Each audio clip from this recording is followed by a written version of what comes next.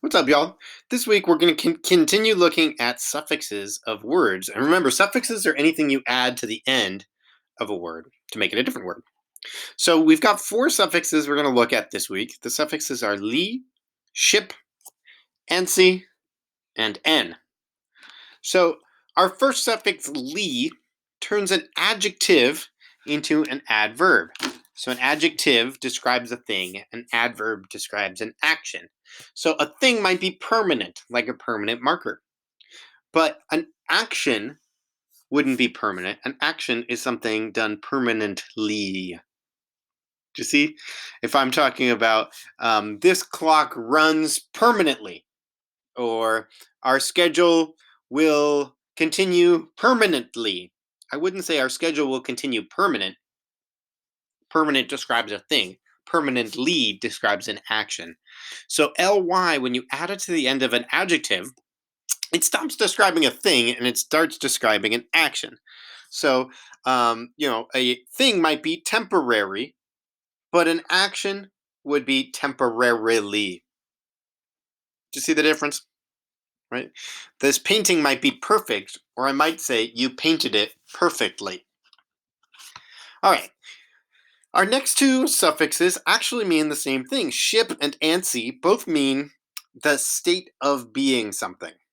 So, the state of being a citizen is citizenship. Citizenship is the state of being a citizen of some country. The state of being a partner with somebody else is partnership.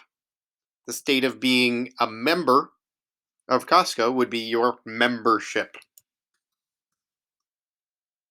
So you're going to rewrite your word with the suffix added onto the end.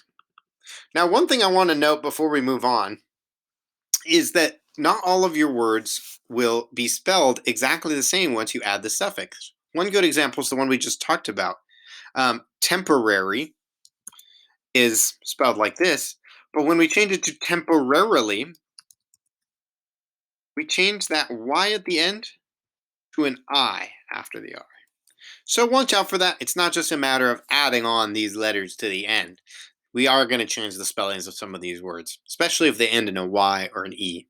Okay, so we're going to go on to the third suffix. This is ansi, and that also means the state of being blank. So if something is buoyant, we would call that buoyancy.